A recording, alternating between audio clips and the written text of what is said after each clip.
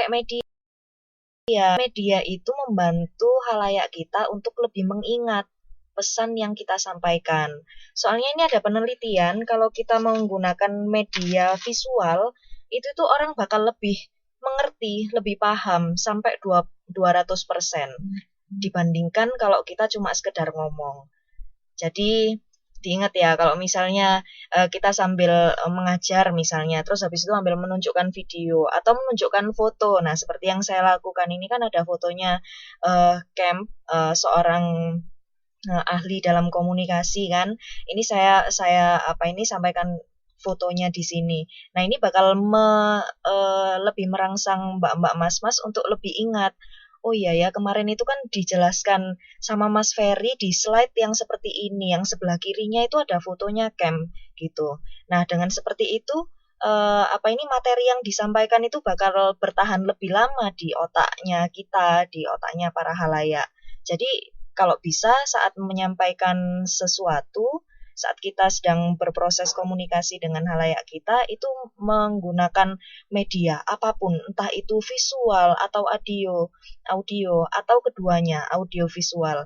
Karena ada penelitian yang mengemukakan bahwa dengan menggunakan media kepada halayak itu akan membuat mereka lebih ingat.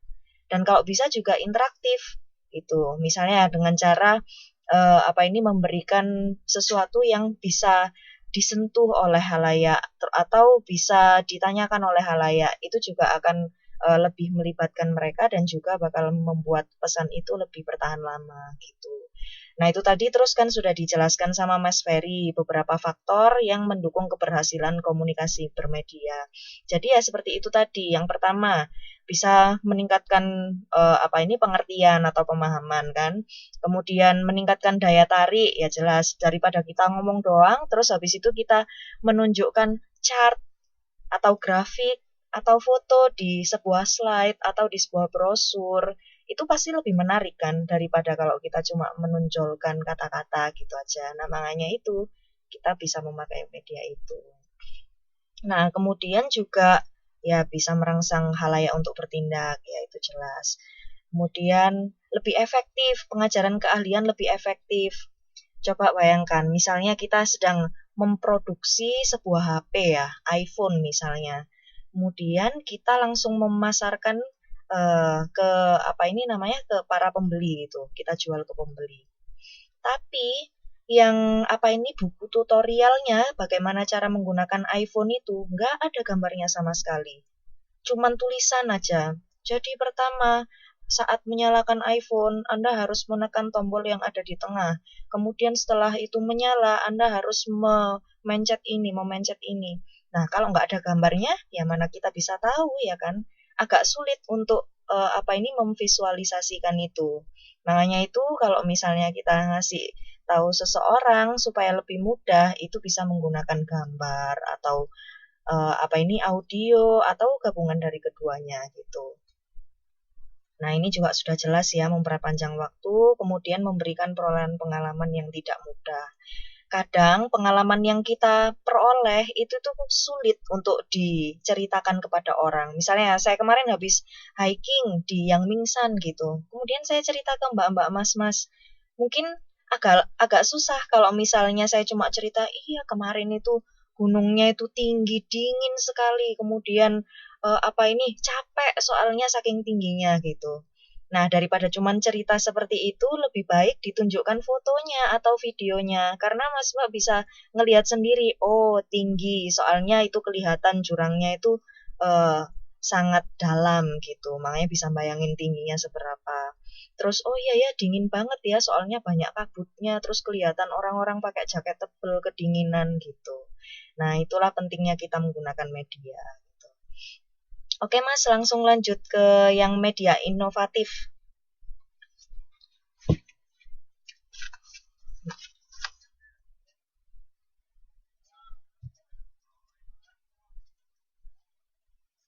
Ini prinsip ini sebenarnya. Iya, bukan perintah.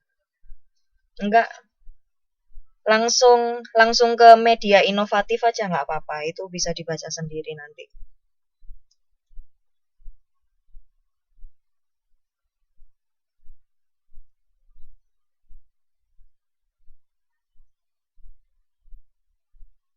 Yang setelah 10 prinsip itu loh Mas, kan ada media inovatif. Ya langsung ke situ aja.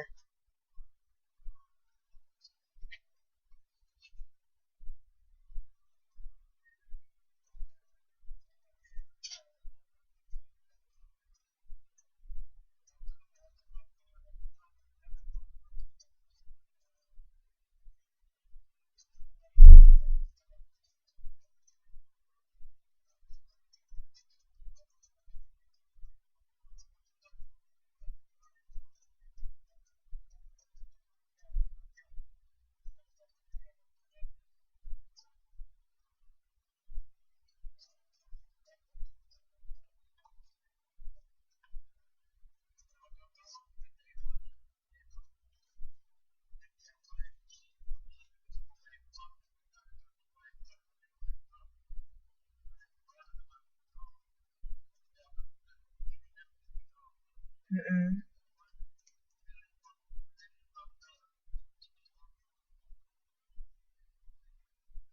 Oke, bentar Mas, bentar. Mm-mm. Bentar ya, ini slide-nya ganti dulu. Ya, oke, oke, silakan.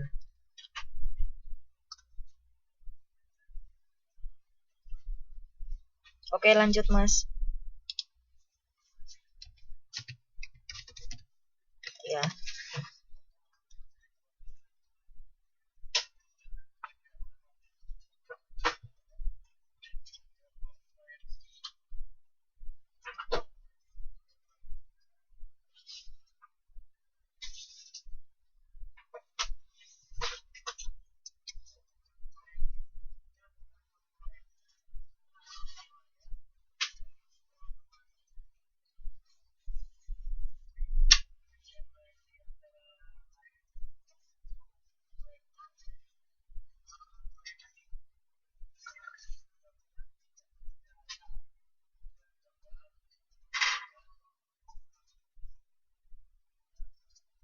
ya yang ini.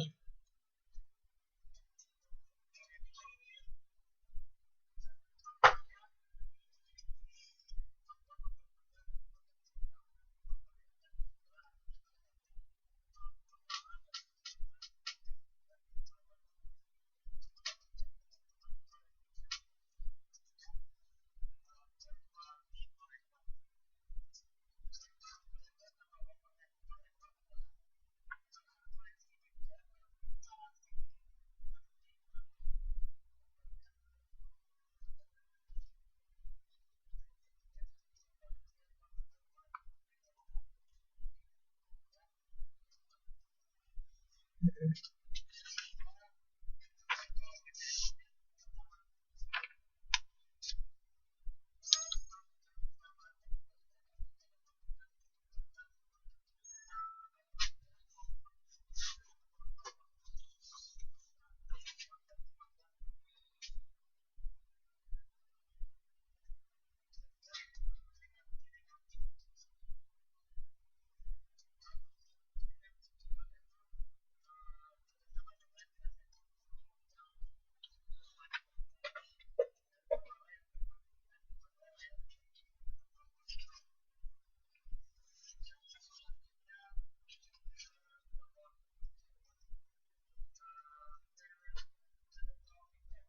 Teleprompter. Mm-mm.